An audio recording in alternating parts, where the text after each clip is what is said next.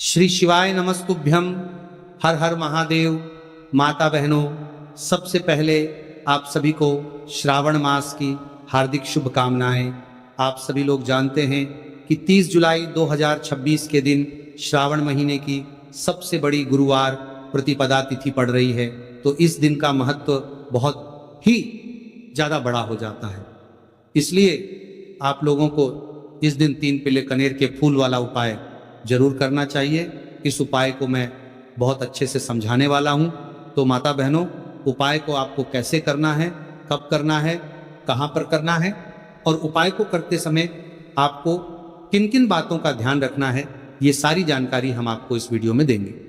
तो चलिए उपाय को शुरू करते हैं। देखिए, ये दिन इतना खास होता है, इतना महत्वपूर्ण होता है, देखा गया है कभी कभी बड़े बड़े पूजा पाठ अनुष्ठान से जो मनोकामना पूर्ण नहीं होती है, वह 30 जुलाई का पावन महीना गुरुवार प्रतिपदा तिथि के दिन एक छोटे से उपाय करने से ही आपकी मनोकामना पूर्ण हो जाती है। और बहुत सारे लोगों ने इस उपाय को किया भी है और उनको इस उपाय को करने का फल भी जरूर मिला है। अगर आप लोग भी इस उपाय को 30 जुलाई 2026 सावन महीने के सबसे बड़ा गुरुवार प्रतिपदा तिथि के दिन करना चाहते हैं, तो आप इस उपाय को पहले अच्छे से समझ लेना, सुन लेना, उसके बाद करना। आपको इस उपाय का फल जरूर मिलेगा और इस उपाय को करने से आपके घर में चाहे किसी भी प्रकार की दुख और समस्या क्यों ना चल रही हो, आपको उसका कारण भी नहीं पता है कि भाई ये समस्या किस कारण से चल रही है। उसका कुछ भी कारण हो सकता है, जैसे पितृदोष हो सकता है या किसी भी तरह का मंगल दोष भी हो सकता है, और भी बहुत तरह के दोष होते हैं, कुछ भी हो सकता है। पर आपको इस उपाय को करने के लिए अपने दोष को पता लगाने की भी जरूरत नहीं है। बस 30 जुलाई सावन प्रतिपदा तिथि के दिन इस 3 कनेर के फूल वाला उपाय आप लोगों को जरूर कर लेना है। तो माता बहनों, अब हम समझते हैं इस वाले उपाय को हमें करना किस समय है। तो सबसे पहली बात दोस्तों, हम समझते हैं कि यह 3 कनेर के फूल वाला उपाय करना किसको है। तो देखिए, यहाँ पर सीधी सी बात है कि यह 3 कनेर के फूल वाला जो उपाय है, यह किस लिए किया जा रहा है। यह मनोकामना को पूर्ण करने के लिए किया जा रहा है। यह आपके जीवन में जो दुख और परेशानियां हैं, उनको दूर करने के लिए किया जा रहा है। यह आपका कोई बड़ा काम है जो कि नहीं हो पा रहा है, आप उसके लिए इस उपाय को कर सकते हो। तो सीधी सी बात यह है कि आप अपनी किसी भी प्रकार की मनोकामना के लिए इस वाले उपाय को कर सकते हो। तो ये उपाय वो व्यक्ति कर सकता है जिस व्यक्ति को अपनी किसी भी प्रकार की मनोकामना भगवान शिव जी से पूर्ण करवानी हो। और अगर कोई भी माताएं बहनें जो हैं अपने घर की सुख और शांति के लिए, घर में धन समृद्धि को बढ़ाने के लिए ये वाला उपाय करना चाहती हैं, तो घर की जो बड़ी माताएं बहनें होंगी वो इस 3 कनेर के फूल वाले उपाय को विशेष रूप से करें, क्योंकि माताएं बहनें घर की लक्ष्मी होती हैं और जब घर की लक्ष्मी कोई विशेष उपाय करती है तो उसका फल बहुत ही जल्दी मिल जाता है और बहुत बड़ा होकर मिलता है। अन्यथा इस उपाय को कोई भी व्यक्ति कर सकता है, चाहे वह बड़ा हो, चाहे वह छोटा हो, चाहे वह बच्चा हो। जिस व्यक्ति को यह 3 कनेर के फूल वाला उपाय समझ आ गया, वो व्यक्ति इस 3 कनेर के फूल वाले उपाय को इस सोमवार त्रयोदशी तिथि के दिन जरूर करे, क्योंकि उसको इस उपाय के फल बहुत ही जल्दी मिल जाएगा। माता बहनों, सोमवार के दिन भगवान शिव जी बहुत आसानी से प्रसन्न हो जाते हैं। तो चलिए अब हम समझते हैं कि इस 3 कनेर के फूल वाले उपाय को आपको करना कैसे है और इस उपाय को करने का जो समय है वह क्या है। तो देखिए, इस गुरुवार प्रतिपदा तिथि के दिन किए जाने वाले यह 3 कनेर के फूल वाला जो उपाय है, यह मुख्य रूप से सुबह के समय होगा। किस समय होगा? सुबह के समय होगा।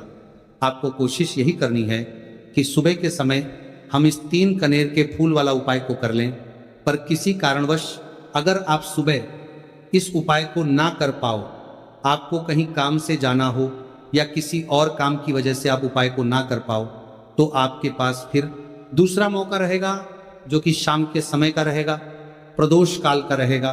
अब भाई, प्रदोष काल का समय भी एक बहुत ही लोगों के मन में प्रश्न बन जाता है कि भाई ये समय होता कब है, कितने बजे से लेकर कितने बजे ये समय होता है, ताकि हमें उपाय के लिए जो है करने का समय पता लग जाए। तो हम आपको बता दें कि प्रदोष काल का जो एक समय होता है, शाम का समय होता है, शाम के 6:00 बजे से लेकर शाम के 7:00 बजे के बीच का। इस समय में आप उपाय को करेंगे तो आपको उस उपाय का जरूर फल मिलेगा। तो शाम के 6:00 बजे से लेकर शाम के 7:00 बजे के बीच में आप लोग इस 3 कनेर की फूल वाले उपाय को कर सकते हो। अगर आप लोग 7 या रात 8:00 बजे तक भी उपाय को करोगे तो भी चल जाएगा, और इससे भी थोड़ा देर हो जाती तो भी आप उपाय को कर सकते हो, क्योंकि 30 जुलाई 2026 सावन प्रतिपदा तिथि का बहुत शुभ दिन माना गया है और यह दिन बहुत ही कम आता है पूरे साल भर में। इसलिए जब आपको मौका मिल जाए, जब आप इस उपाय को जरूर कर लेना। कोई भी उपाय हो आप कभी भी कर सकते हो। सावन मास का पहला दिन, बस कोशिश करना कि समय के थोड़ा अंतर्गत ही कर लो, पर किसी कारणवश अगर ना कर पाओ तो फिर आप थोड़ा देरी से भी कर सकते हो, आपको उपाय का फल जरूर मिलेगा। तो माता बहनों, सावन प्रतिपदा तिथि के दिन जो व्यक्ति इस 3 कनेर के फूल वाला उपाय को शिवलिंग के ऊपर कर लेता है तो उसके जीवन में चल रही तमाम परेशानियों का अंत होता है और उसकी समस्त मनोकामनाएं महादेव की कृपा से बहुत ही जल्द परिपूर्ण होती हैं। तो चलिए जानते हैं बहुत ही खास उपाय के बारे में, लेकिन उससे पहले एक प्रार्थना है। अगर आप चैनल पर नए हैं तो कृपया चैनल को सब्सक्राइब अवश्य कर लें और कमेंट बॉक्स में श्री शिवाय नमस्तुभ्यम हर हर महादेव जरूर टाइप कर देना।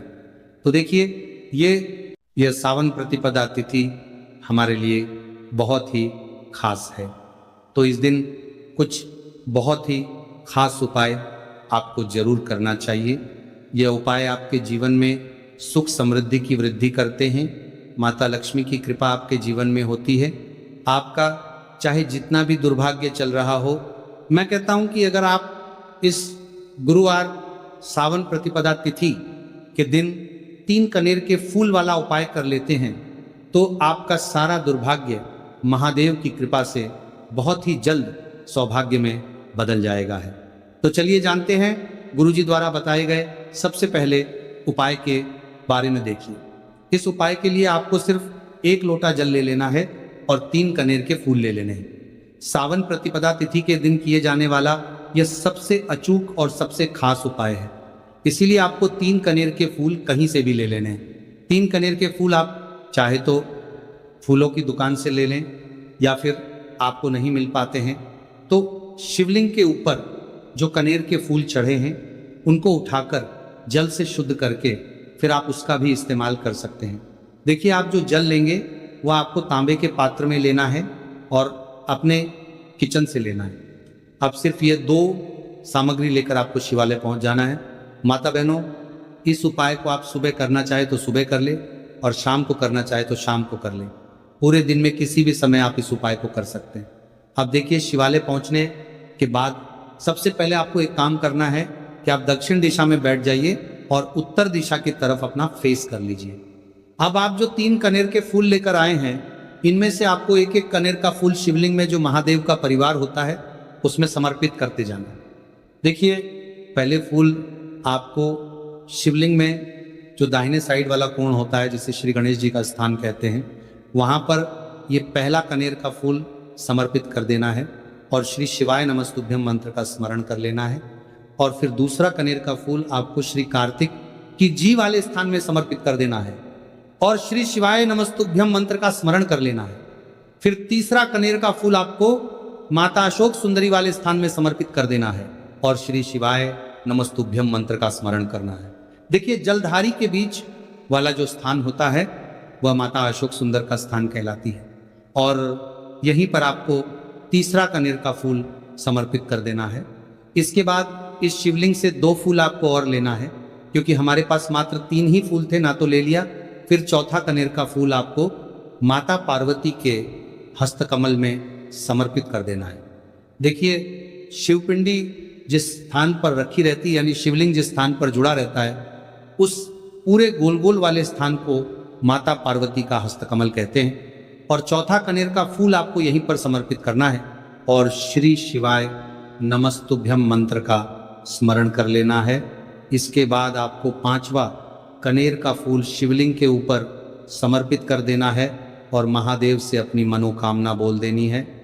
देखिए, ये उपाय उन लोगों को करना है जिनकी कोई विशेष मनोकामना है जो अभी तक परिपूर्ण ही नहीं हो पा रही। बहुत सारे उपाय कर चुके हैं, बहुत सारे टोटके कर चुके हैं, तो मैं कह रहा हूं कि ऐसे लोगों को ये विशेष उपाय गुरुवार सावन प्रतिपदा तिथि के दिन जरूर करना चाहिए। 5वां फूल समर्पित करते हुए यानी शिवलिंग के ऊपर रखते हुए आपको अपनी मनोकामना बोल देनी है और ये फूल शिवलिंग के ऊपर समर्पित कर देना है।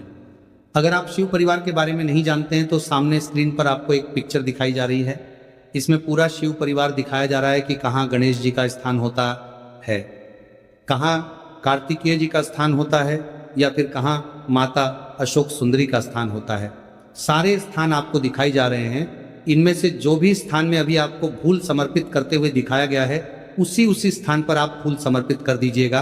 अब इसके बाद आप जो एक लोटा जल लेकर आए उसको पहले श्री गणेश जी वाले स्थान में थोड़ा सा समर्पित कर दीजिए और श्री शिवाय नमस्तुभ्यम मंत्र का स्मरण कर लीजिए।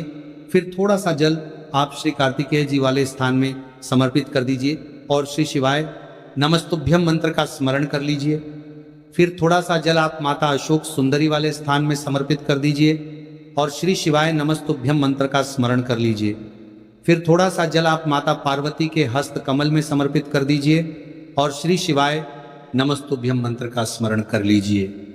इसके बाद बचा हुआ पूरा जल आप शिवलिंग के ऊपर लगातार समर्पित करते जाइए तथा शिव महापुराण के मूल मंत्र श्री शिवाय नमस्तुभ्यम का कम से कम 21 बार स्मरण कर लीजिए। शिवलिंग के ऊपर जल समर्पित करते हुए आपको कम से कम 21 बार श्री शिवाय नमस्तुभ्यम मंत्र का स्मरण करना है। जो भी व्यक्ति इस सोमवार त्रयोदशी तिथि के दिन इस उपाय को कर लेता है तो उसकी मनोकामना महादेव की कृपा से बहुत ही जल्द परिपूर्ण हो जाती है। तो इस विशेष उपाय को आप जरूर करिएगा। अब जानते हैं दूसरे खास उपाय के बारे में। यह उपाय भी आपके लिए बहुत ही खास होने वाला है तथा आपकी सारी समस्याओं को समाप्त करने वाला है। देखिए, इस उपाय के लिए आपको सबसे पहले एक लोटा जल ले लेना है। तांबे के पात्र में आपको अपने किचन से जल ले लेना है। इसी के साथ आपको ले लेना है 11 चावल का दाना। चावल का दाना कहीं से टूटा हुआ नहीं होना चाहिए, खंडित नहीं होना चाहिए। फिर इसी के साथ आपको ले लेना है एक सफेद रंग का फूल। ये सफेद रंग का फूल महादेव को अत्यधिक प्रिय होता है और यही आपके सारे कार्यों को सफल करेगा, आपके सारे मनोरथ को पूरा करेगा। इसीलिए आपको एक सफेद रंग का फूल ले लेना है और सबसे आखिर में आपको ले लेना है 3 बेलपत्र। अब ये सारी सामग्री लेकर आपको पहुंच जाना है 100 शिवालय। देखिए, इस उपाय को भी अगर आप शाम को करें तो आपके लिए बहुत ही विशेष होगा, क्योंकि शाम को प्रदोष काल के समय साक्षात महादेव शिवलिंग में वास करते हैं। तो अगर आप शाम को प्रदोष काल के समय में करेंगे तो आपके लिए सर्वोत्तम होगा। लेकिन बहुत से ऐसे शिवालय होते हैं जिनमें शाम के समय में जल समर्पित नहीं करने दिया जाता है, तो ऐसी स्थिति में फिर आप पूरे दिन में किसी भी समय कर सकते हैं। अब देखिए, शिवालय पहुंचने के बाद आपको ये सामग्री एक एक करके शिवलिंग के ऊपर समर्पित करते जाना है। सबसे पहले आप 21 चावल का दाना शिवलिंग के ऊपर समर्पित करिए। श्री शिवाय नमस्तुभ्यम मंत्र का स्मरण करिए। फिर आप जो एक सफेद रंग का फूल लेकर आए हैं उसको शिवलिंग के ऊपर समर्पित करिए और श्री शिवाय नमस्तुभ्यम मंत्र का स्मरण करिए। फिर इसके बाद आप जो 3 बेलपत्र लेकर आए हैं उसको भी शिवलिंग के ऊपर समर्पित कर दीजिए और श्री शिवाय नमस्तुभ्यम मंत्र का स्मरण करते हुए आपके जीवन का जो भी कार्य बन नहीं रहा है, आप अपना कोई कार्य सफल करना चाहते हैं। मान लीजिए आप नौकरी के लिए बहुत सालों से प्रयास कर रहे हैं लेकिन आपकी नौकरी नहीं लग पा रही है, या फिर आप अपने व्यापार को बढ़ाने के लिए बहुत प्रयास करते हैं, बहुत मेहनत करते हैं, लेकिन आपके व्यापार में लगातार घाटा हो रहा है, या फिर आप अपना मकान लेना चाहते हैं, जमीन लेना चाहते हैं, या फिर अपना कोई भी कार्य आप सफल करना चाहते हैं और उस कार्य में आपको सफलता नहीं मिल पा रही है, तो गुरुजी ने कहा कि आपको उस कार्य की सफलता के लिए महादेव से प्रार्थना कर लेनी है। और फिर उसके बाद सबसे आखिर में आप जो ये एक लौटा जल लेकर आए हैं इसको धीरे धीरे शिवलिंग के ऊपर समर्पित करते जाइए तथा लगातार शिव महापुराण के मूल मंत्र श्री शिवाय नमस्तुभ्यम का स्मरण करते जाइए। यह उपाय आपके जीवन में सोई हुई किस्मत को चमका देता है, आपके सारे दुर्भाग्य को समाप्त कर देता है। तो चलिए अब जानते हैं तीसरे खास उपाय के बारे में। ये उपाय आपके जीवन में धन धान्य की वृद्धि करने के लिए है। इस उपाय के लिए आपको सिर्फ एक दीपक ले लेना है। दीपक आप चाहे तो मिट्टी का ले लें या फिर आप अपने घर पर शुद्ध आटा मारकर उसका भी दीपक तैयार कर सकते हैं। बस दीपक में आपको शुद्ध देसी घी का प्रयोग करना है और साथ साथ लंबी रुई की बत्ती का प्रयोग करना है। लंबी रुई की बत्ती का प्रयोग हम लोग अपने जीवन में धन धान्य की वृद्धि के लिए करते हैं, अपने जीवन में व्यापार को बढ़ाने के लिए करते हैं तथा अपने वंश को बढ़ाने के लिए करते हैं। इसी के साथ आपको थोड़े से चावल के दाने ले लेने हैं और ये सारी सामग्री लेकर आपको पहुंच जाना है किसी भी बेलपत्र के वृक्ष के नीचे। आप देखिए बेलपत्र के वृक्ष के नीचे पहुंचकर आपको सबसे पहले ये चावल के दाने वहीं पर थोड़े से डाल देने हैं और फिर इन्हीं चावल के दोनों के ऊपर आपको यह दीपक रख लेना है और इस दीपक की बत्ती का मुख आपको उत्तर दिशा की तरफ रखते हुए इस दीपक को आप प्रज्वलित कर लेंगे। दीपक प्रज्वलित करने के बाद आपको कम से कम 11 बार या 21 बार या 108 बार श्री शिवाय नमस्तुभ्य का स्मरण कर लेना है तथा महादेव से और माता पार्वती से प्रार्थना कर लेने की, मेरे जीवन में जो धन की समस्या चल रही है, मेरे जीवन में जो दुर्भाग्य बना हुआ, धन की वजह से मैं अपना कोई कार्य नहीं कर पा रहा हूँ, धन की वजह से जो भी आपके जीवन में समस्या चल रही है उसको दूर करने की महादेव से और माता पार्वती से प्रार्थना करते हुए फिर आप वापस अपने घर आ जाइए। गुरुजी अपनी शिव महापुराण की कथा में बता चुके हैं कि जो भी व्यक्ति सोमवार इस दीपक को प्रज्वलित करना प्रारंभ कर देता है तो सिर्फ 3 या 5 सोमवार या गुरुवार ही इस उपाय को करने के बाद उसके जीवन में कहीं ना कहीं से धन धान्य की प्राप्ति जरूर होती है और उसकी सारी आर्थिक समस्याओं का अंत होता है। तो दोस्तों, यह थे पूज्य गुरुजी द्वारा बताए गए कुछ बहुत ही खास उपाय। अगर आपको जानकारी अच्छी लगी हो तो वीडियो लाइक और चैनल को सब्सक्राइब करें। मिलते हैं फिर एक नए वीडियो के साथ। श्री शिवाय नमस्तुभ्यम। इस वीडियो में दिखाई गई कथा केवल धार्मिक प्रेरणा के लिए है। इसमें प्रयोग की गई आवाज कृत्रिम AI जनरेटेड है और इसका उद्देश्य किसी भी व्यक्ति की नकल करना नहीं है।